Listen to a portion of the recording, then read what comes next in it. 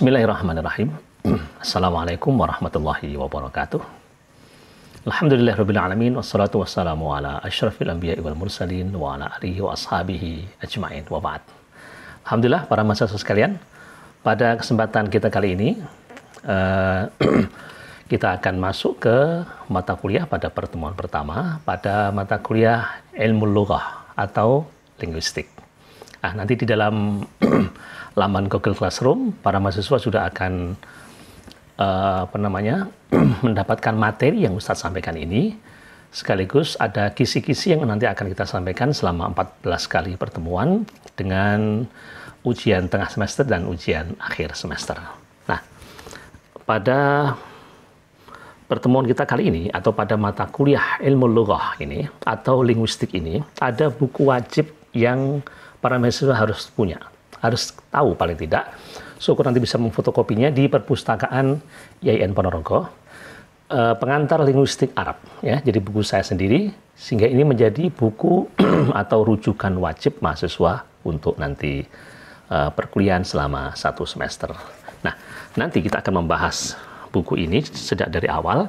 Hari ini kita akan bicara tentang konsepsi bahasa, dilanjutkan nanti tentang konsepsi ilmu bahasa atau linguistik itu sendiri, kemudian tentang karakteristik bahasa Arab, tentang perkembangan, dialek, ideolek, sistem bahasa, dan lain sebagainya.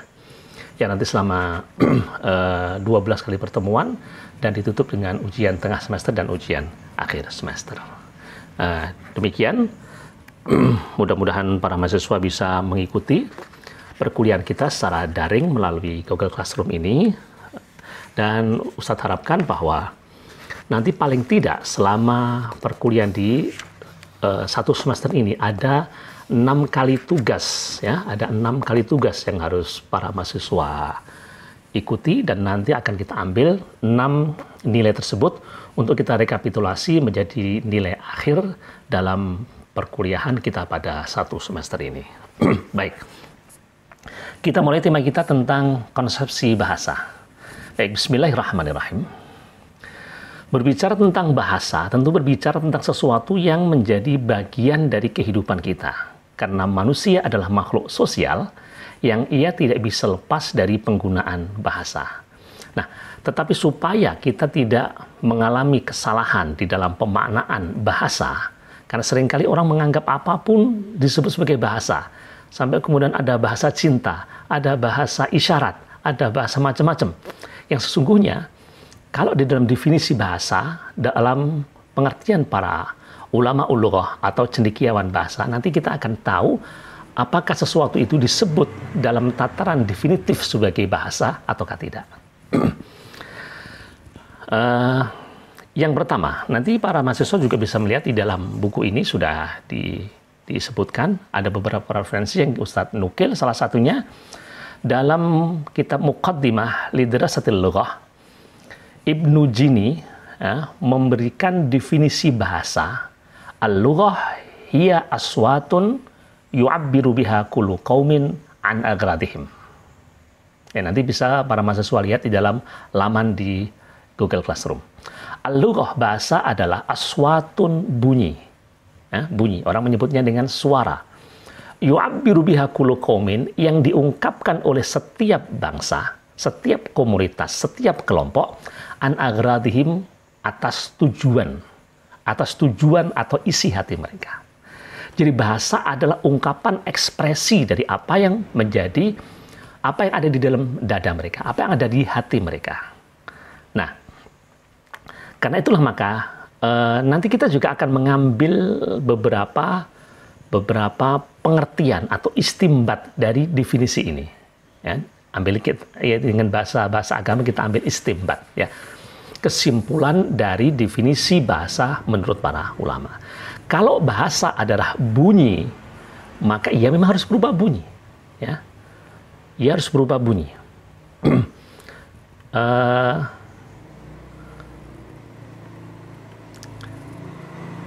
Artinya bahwa orang yang tidak mengeluarkan bunyi bahasa, ya, misalnya isi hati. Nah, isi hati seseorang itu tidak bisa disebut dengan bahasa. Tidak bisa disebut dengan bahasa dalam tataran definitif secara konkret bahasa itu sendiri. Misalnya ada orang, tadi Ustaz sebutkan ada bahasa isyarat. Nah, karena ia tidak mengeluarkan, tidak berupa bunyi, maka sesungguhnya secara definitif itu bukan bahasa. Yang pertama, jadi kita istinbat dari definisi bahasa menurut Ibnu Jini. Ibnu Jini itu memiliki nama Abu Fath Ibnu Jini. Ya. Ini dinukil oleh Hilmi Khalil di dalam kitab tadi Muqaddimah li Dirasatil Lughah. Nanti para mahasiswa bisa melihat dalam laman yang sudah disampaikan. Yang kedua adalah yu'abbiru biha kullu qaumin an aghradihim. Yu'abbiru kullu qaumin an aghradihim. Diungkapkan oleh satu komunitas bahasa, satu komunitas untuk mengungkapkan apa yang ada di dalam hatinya. Sehingga sesungguhnya bahasa adalah ekspresi ungkapan hati. Satu contoh, kalau ada seekor burung mengucapkan seperti bahasa, misalnya selamat pagi, kita kenal ada burung beo misalnya mengucapkan selamat pagi, selamat siang, assalamualaikum dan seterusnya. Pertanyaannya, apakah burung beo itu, hewan itu berbahasa? Maka dari definisi ini, maka sesungguhnya kita akan tahu bahwa burung tadi tidak sedang berbahasa. Karena ia tidak memiliki ekspresi ungkapan. Dalam artian, apa yang ia ucapkan bukan apa yang terbetik di dalam hati dia. Karena itu, kalaupun dia mengucapkan selamat pagi, bisa saja kata selamat pagi itu diucapkan di tengah malam atau ketika sore hari, karena sesungguhnya yang ia ucapkan bukan ekspresi keinginan yang dalam hati, tetapi hanya sekedar replikasi, sekedar repetisi, sekedar pengulangan, sekedar meniru dari apa yang sudah dipajankan setiap hari. Nah, kita ingat dulu ketika saya mulai kecil sampai saya mahasiswa, presiden saya adalah Pak Harto. Dulu Pak Harto memiliki burung beo di rumahnya. Kalau pagi, itu burung beo itu selalu mengucapkan selamat pagi Pak Presiden. Selamat pagi Pak Presiden. Nah, ketika kemudian tahun 98, kemudian kita mahasiswa melakukan aksi demo menurunkan beliau sebagai presiden, tahun 99, tahun 2000, burung beo yang masih berada di dalam rumahnya tetap mengatakan selamat pagi Pak Presiden. Walaupun beliau sudah tidak jadi presiden, artinya bahwa burung beo itu tidak sedang mengungkapkan isi hatinya, tetapi dia sedang melakukan sebuah repetisi, pengulangan dari apa yang dipajankan, apa yang didrillkan di dalam alat ucap sang bunyi tadi. Karena itu maka sekali lagi bahwa hewan dalam hal ini burung beo tidak dianggap berbahasa.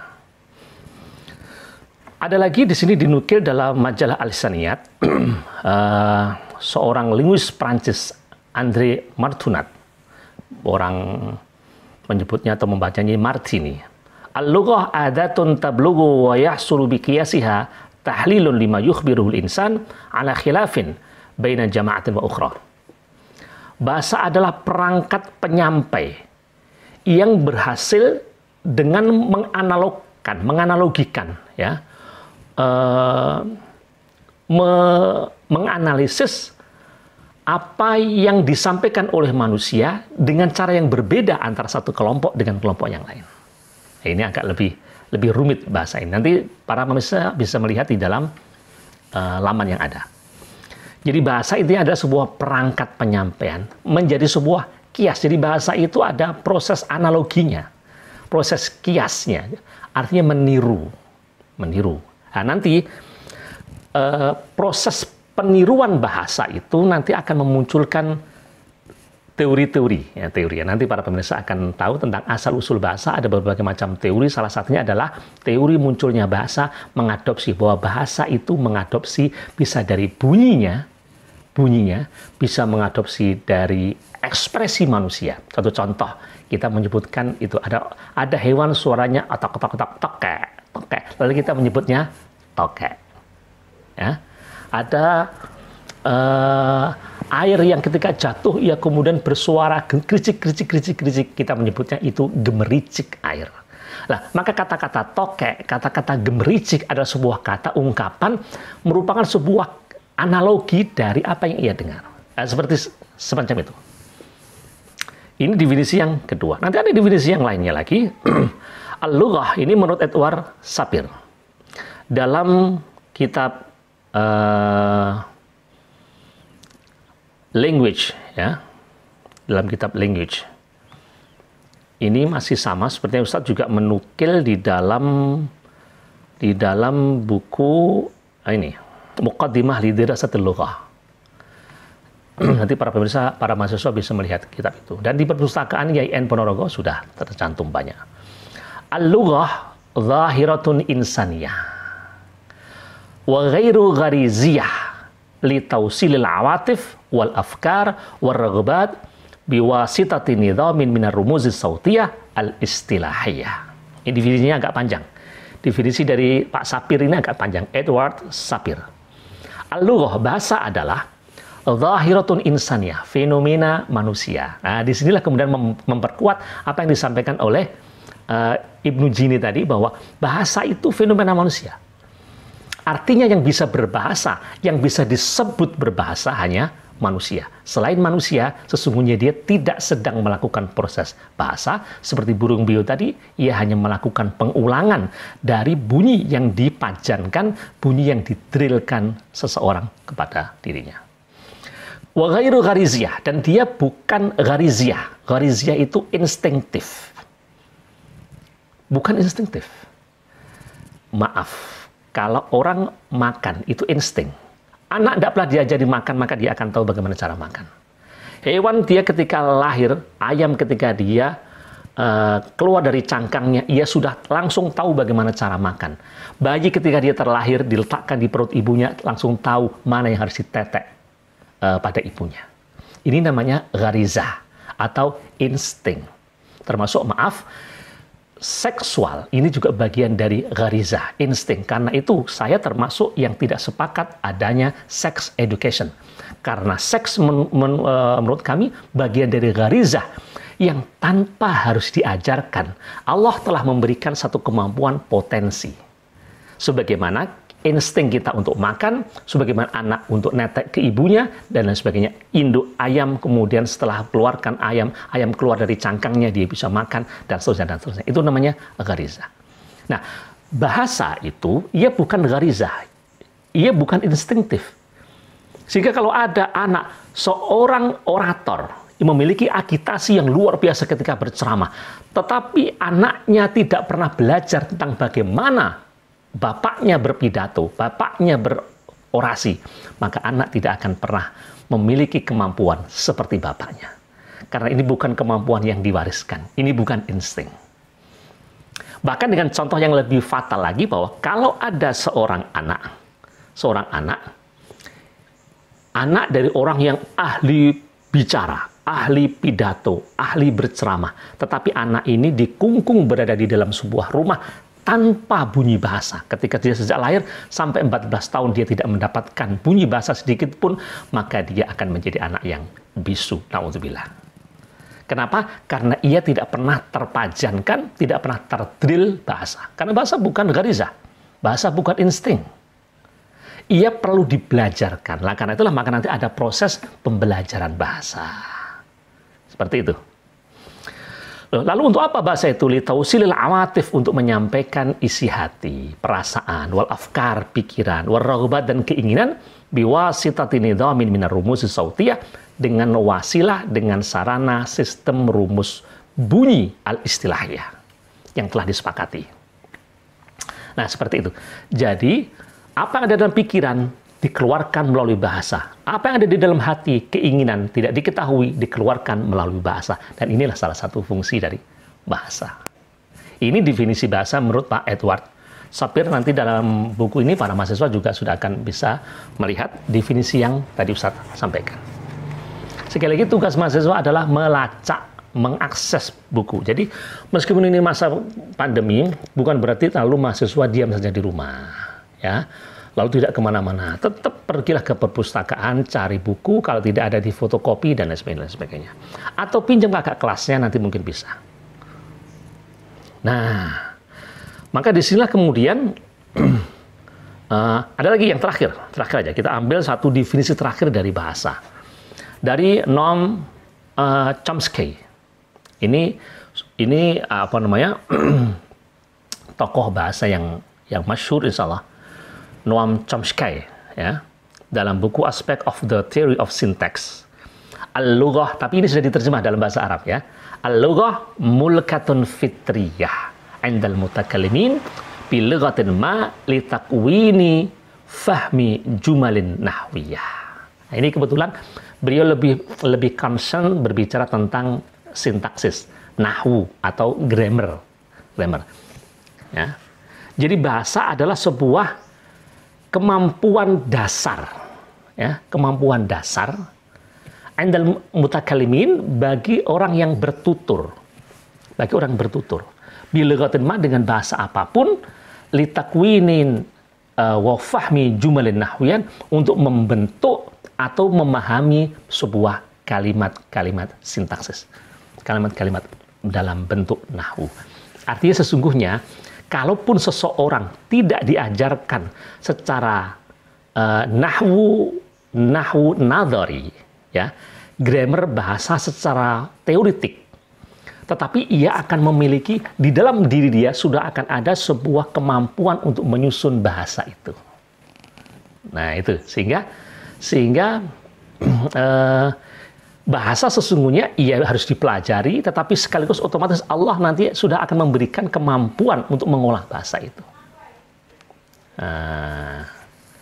Nanti di dalam berbagai referensi para mahasiswa akan melihat bahwa Allah telah memberikan namanya LED, Language Acquisition Devices. Itu tentu itu bukan sebuah bentuk organ tertentu, bukan. Jadi sebuah kemampuan, ya. Jadi alat untuk memproses dan memproduksi bahasa. Apakah nama alat itu? Wallahu a'lam. Tentu alat itu semuanya ada secara kompleks di dalam otak seseorang. Nah, seperti itu. Darinya para mahasiswa sekalian nanti akan bisa diambil beberapa kesimpulan. Jadi bahasa adalah aktivitas manusia yang didapat dengan pencarian dan bukan naluri. Tadi sudah saya sampaikan. Jadi orang untuk bisa berbahasa dia harus mencari. Apakah dia bisa? Bisa. Selama seseorang sudah bisa berbahasa dengan satu bahasa, berarti ia sudah punya kemampuan, kemungkinan untuk belajar bahasa yang lain. Tapi kalau satu bahasa pun tidak ia kuasai, salah satunya karena kemampuan alat artikulatif dia yang tidak memungkinkan, atau dia tidak mendapatkan bahasa sampai usia 14 tahun yang mengakibatkan dia, buta bahasa, sehingga tidak bisa berbahasa. Kalau demikian, ia tidak mungkin lagi bisa berbahasa. Tapi bagi kita, apalagi kita yang orang Jawa terlahir di bahasawan. Saya lahir menggunakan bahasa Jawa. Di sekolah kita pakai bahasa Indonesia. Otomatis saya sudah memiliki kecepatan dua bahasa. Dan saya disebut sebagai bahasawan. Dwi bahasawan. Misalnya, saya bisa pidato dengan bahasa Indonesia. Alhamdulillahirrahmanirrahim, para Bapak Ibu sekalian, terima kasih atas kehadiran Bapak Ibu. Dan mudah-mudahan pertemuan kita menjadi pertemuan yang berbarokah. Nah, ini pidato saya dalam bahasa Indonesia. Maka saya juga akan bisa mentransfer bahasa ini dengan bahasa Jawa. Para pamirsa ingkang dahat kinurmatan, alhamdulillah panjenengan sedaya sampun rawuh wonten pasugatan siang menika, lan mugi adicara kita wonten siang menika pinaringan barokah saking Allah Subhanahu wa taala. Nah, saya mengungkapkan dengan bahasa Jawa dengan kecepatan yang sama dengan bahasa Indonesia, berarti saya termasuk dwi bahasawan, yakni bahasa Indonesia dan bahasa Jawa. Kalau nanti suatu saat para mahasiswa belajar bahasa Inggris, lalu belajar bahasa Arab, lalu belajar bahasa yang lain, maka sesungguhnya ia juga dwi bahasawan. Ada dwi bahasawan pertama, bahasa kedua yang pertama, bahasa kedua yang ketiga, bahasa kedua yang keempat, dan seterusnya. Seperti itu. Bahasa adalah salah satu sarana dari beberapa sarana komunikasi. Ya. Kalau sarana komunikasi itu bisa macam-macam. Salah satunya bahasa. Karena itu kalau nanti di dalam buku ini, apakah kentongan itu bahasa? Bukan. Jadi kentongan itu secara definitif ia bukan bahasa, tapi ia adalah sarana komunikasi. Kalau dulu ketika tahun 80-an Ustadz masih nemui Pak Lurah ketika ada misalnya 3 kali kentongan, tung tung tung, tung tung tung, tung tung tung, dan seterusnya. Oh, maka ini tanda ada yang meninggal. Kalau nanti sampai intensinya itu cepat, misalnya Pak Lurah kok nabuhnya cepat, tung tung tung tung tung tung tung tung tung tung tung, itu tanda ada bahaya. Pak Lurah menghendaki kita semua kumpul. Nah, ini namanya sarana komunikasi, alat komunikasi, tetapi ia tidak bisa disebut bahasa karena ia tidak memenuhi kriteria secara definitif tentang bahasa itu. Berikutnya, bahasa itu sistem. Nah, nanti di dalam tema berikutnya mahasiswa akan mengetahui ada sistem fonologi, sistem bunyi bahasa, ada sistem morfologi, sistem bentukan kata, biniatul kalimah, kita kenalnya dengan sistem sorof. Ada sistem sintaksis, kita kenalnya dengan sistem nahwu, gramatikal bahasa. Termasuk juga ada sistem semantik, sistem makna. Disinilah nanti kita akan belajar ketika di mata kuliah balaghah, sistem makna. Nah, jadi paling tidak ada 4 sistem. Sistem fonologi, morfologi, sintaksis, dan semantik. Sistem bunyi bahasa, sistem morfologi bahasa, sistem tata bahasa, grammar tata bahasa, dan sistem makna bahasa. Yang berikutnya adalah bahasa itu simbol. Ya, bahasa itu simbol. Misalnya, hewan yang berkaki 4 memiliki ekor, ia bisa ditunggangi, ia bisa berlari cepat, disimbolkan dengan nama kuda. Maka kuda atau kata kuda adalah simbol dari hewan yang tadi kita sebutkan dengan ciri-cirinya tadi. Nah, nanti di dalam karakteristik bahasa para mahasiswa akan mengetahui simbol bahasa itu seringkali tidak ada kaitannya dengan yang disimbolkan. Jadi tidak ada kaitan antara hewan dengan ciri-ciri itu dengan nama kuda. Jadi bukan berarti ia ketika lari bersuara kuda, kuda, kuda, lalu disebut kuda, bukan. Tetapi memang ia bernama kuda. Tidak ada hubungan filosofis antara hewan yang memiliki kaki 4 bisa berlari, memiliki ekor, dan bisa ditunggangi dengan istilah kuda. Karena kata kuda itu hanya sekedar simbol saja. Hanya simbol saja. Berarti ini, kita menyebutnya ini apa? Meja. Meja. Tidak ada hubungan filosofis antara benda ini dengan sesuatu ucapan meja. Ini kalau didorong tidak akan berbunyi meja, meja, meja. Juga tidak. Ketika diketok juga tidak akan berbunyi meja. Juga tidak. Maka sesungguhnya inilah yang nanti di dalam tema berikutnya kita akan tahu bahwa salah satu karakteristik bahasa adalah bahasa itu arbiter. Arbiter itu mana suka. Tidak ada hubungan antara simbol dengan bendanya. Dan berikutnya adalah bahasa itu istilah. Istilah itu sesungguhnya lebih kepada kesepakatan, ya.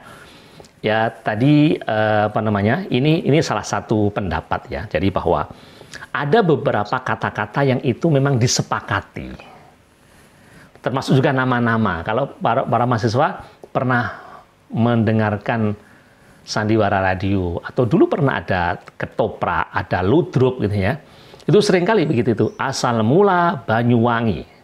Seorang istri yang begitu setianya pada suami lalu dituduh selingkuh, istrinya dibunuh, tapi sebelum mati istri mengatakan, kalau saya nanti selingkuh maka air sungai ini akan berbau busuk, tapi kalau saya setia maka di sini akan beraroma wangi. Dan ternyata ketika sang istri dibunuh harumnya sedemikian wangi. Sang suami begitu menyesal karena itu kemudian dia mengatakan, wis nek ngono wiwit saiki daerah kita jenenge Banyuwangi. Nah, penamaan istilah Banyuwangi ini menjadi sebuah kesepakatan istilah. Orang kemudian sepakat daerah ini namanya Banyuwangi. Dan begitu juga di Madiun, begitu juga di Ponorogo. Madiun ada yang mengatakan Madio ing ayun. Ada juga yang Medi di ayun-ayun, ya. Ponorogo, Pono itu alas, Rogo itu badan. Ada Pono itu kuat, hebat, Rogo itu awak ising bergas waras. Dan seterusnya.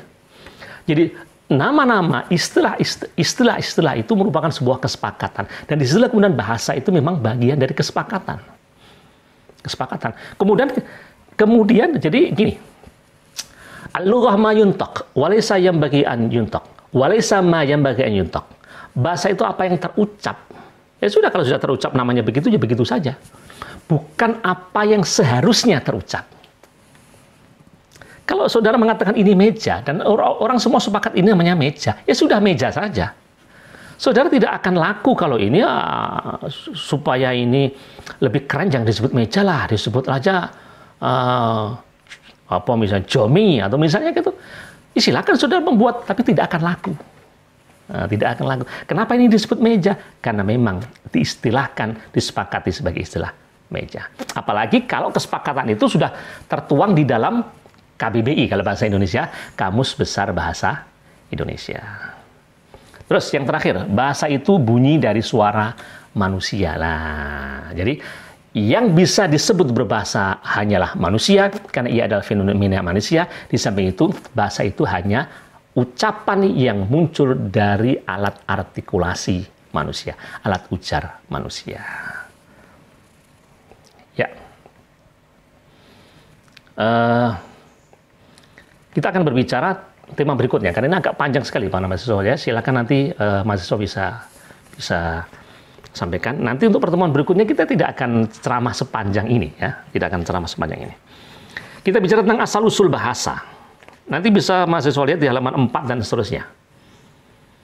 Dari sinilah kemudian sesungguhnya kalau ada orang bertanya, sesungguhnya bahasa itu dari mana sih? Dari mana sih bahasa itu? Seringkali kemudian orang, karena saudara kan jurusan bahasa Arab. Jadi kalau ditanya asal mula bahasa itu bahasa apa? Oh, bahasa Arab. Nah, seringkali kita kan karena pede kita tentang bahasa Arab, kita mengatakan, oh bahasanya semua Nabi itu bahasa Arab. Buktinya apa? Buktinya Nabi Adam bahasanya bahasa Arab. Ya, ketika Nabi Adam berdosa, kemudian beliau berdoa, ya, Rabbana dzalamna anfusana wa illam taghfir lana wa tarhamna lanakunanna minal khasirin. Itu kan bahasa Arab. Berarti Nabi Adam itu berbahasa Arab, kan begitu. Ketika Ibrahim mengatakan kepada anaknya, ya bunayya, ma ta'buduna min ba'di, apa yang kau sembah nak ketika aku sudah mati? Ya, anaknya menjawab, na'budu ilahaka wa ilaha abaka.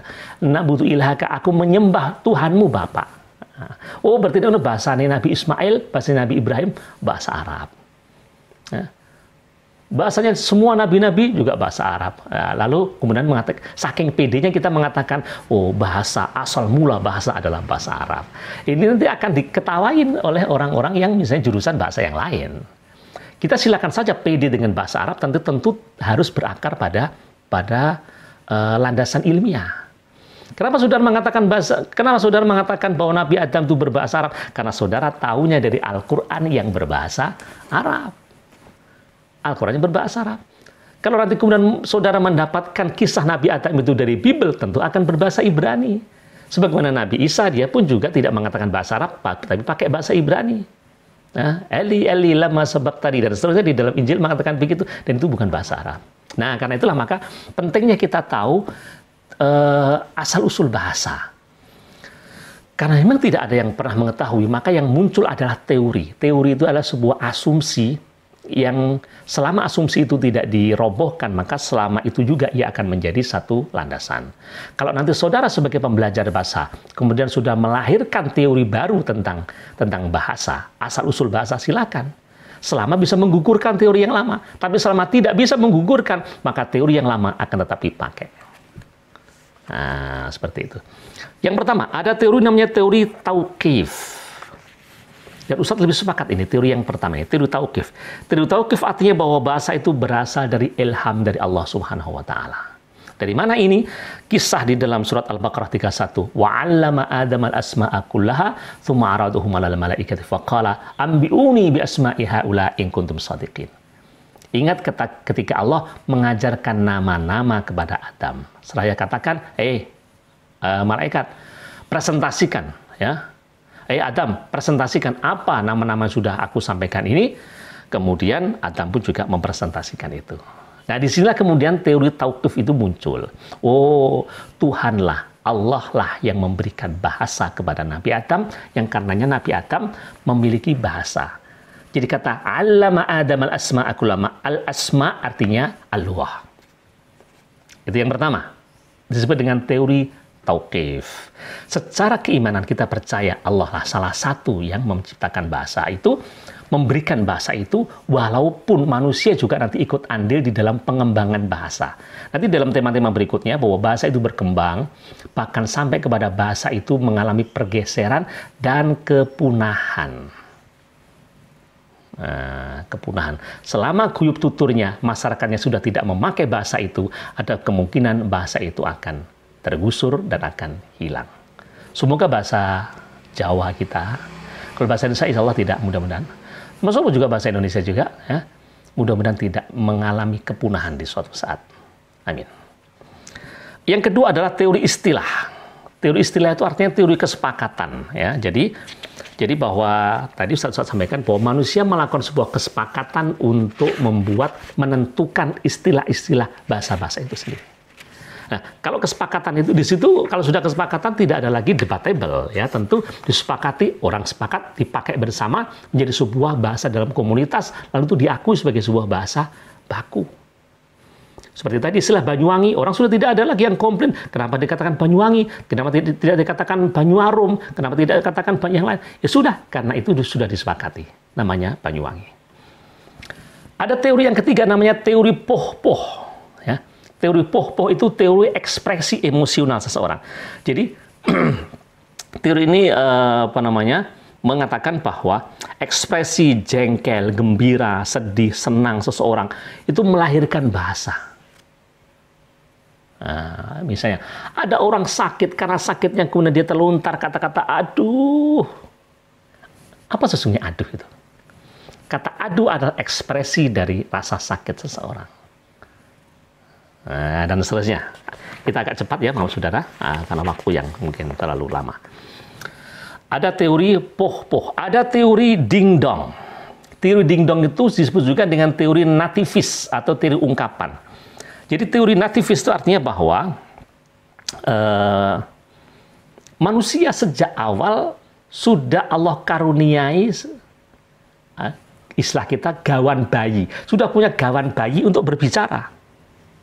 Walaupun tentu tidak semuanya. Tentu tidak semuanya. Jadi disebutkan bahwa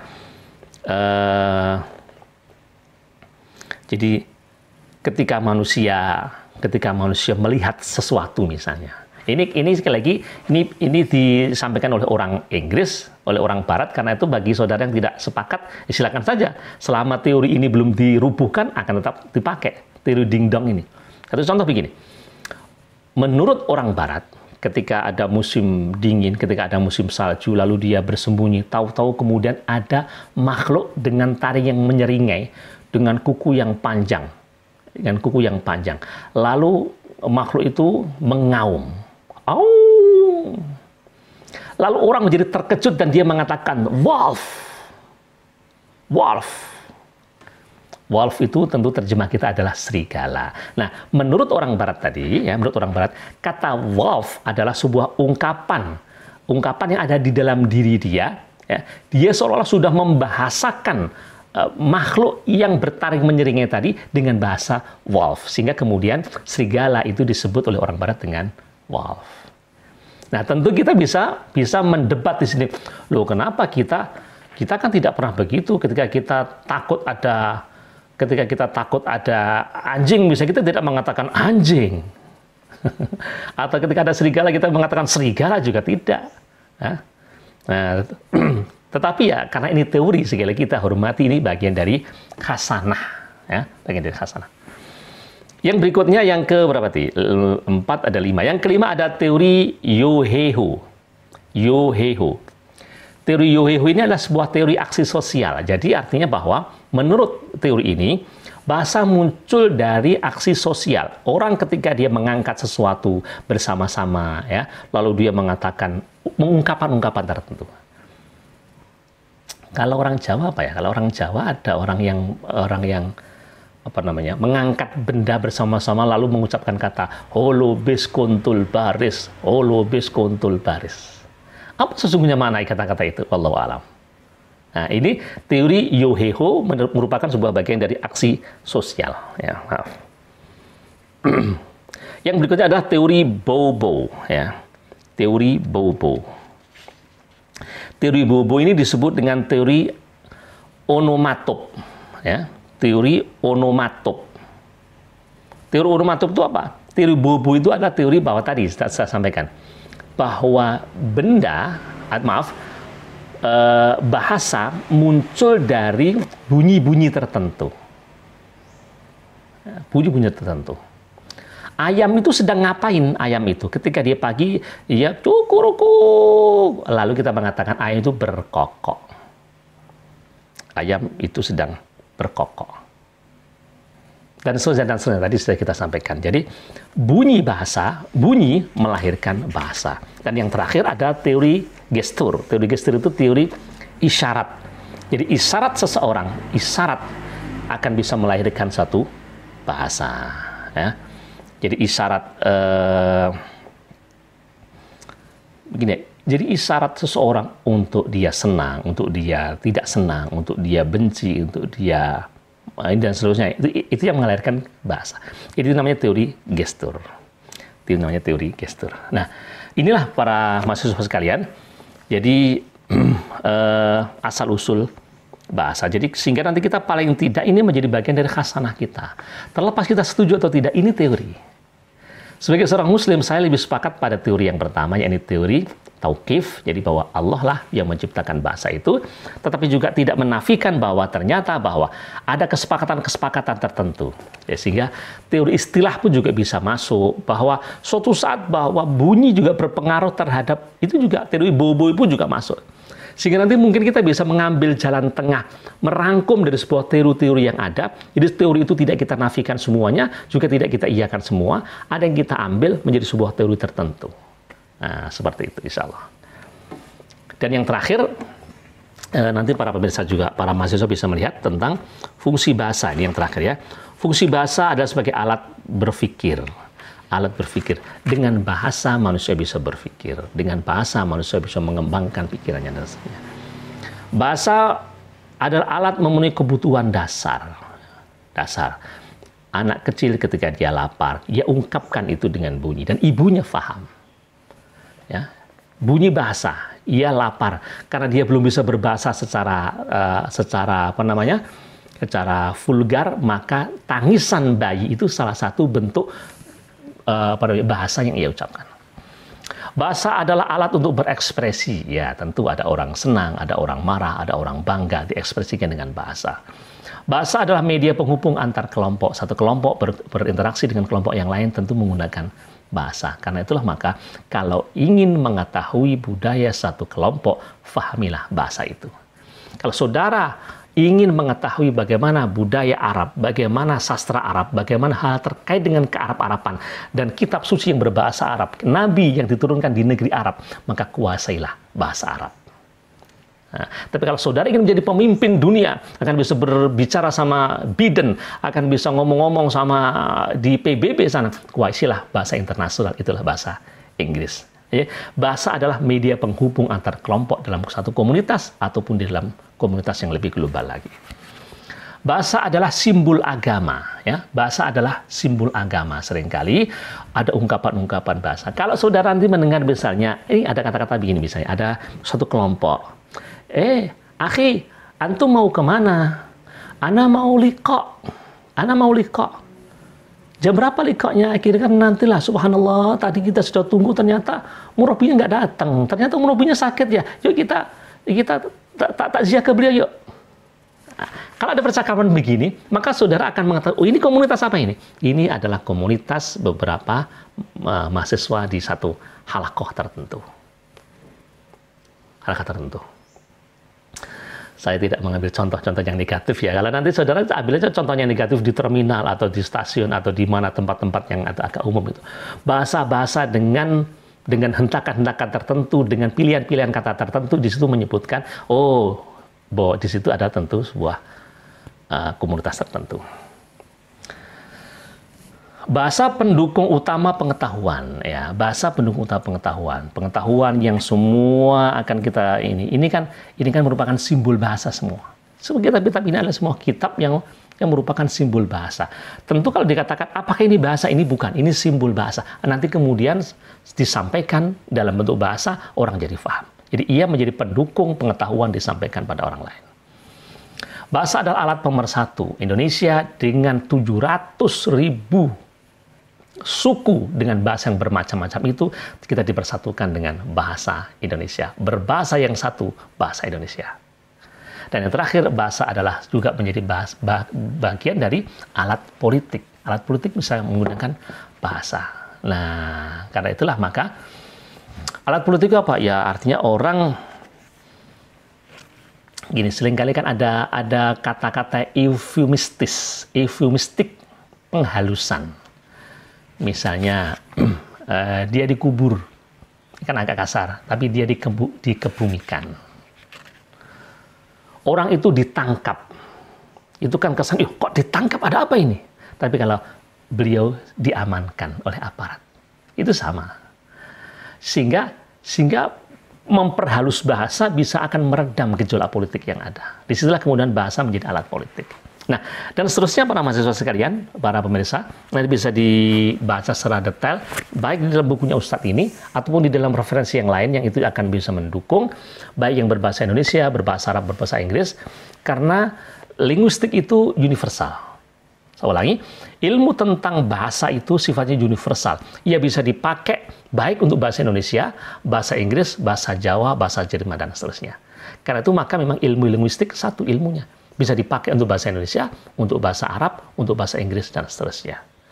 Nah, semoga Allah merahmati kita sekalian. Terima kasih atas atensi para mahasiswa sekalian. Dan kita akhiri dengan hamdalah.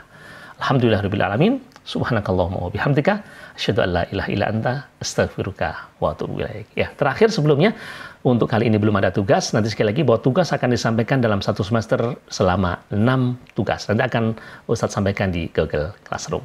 Terima kasih. Assalamualaikum warahmatullahi wabarakatuh.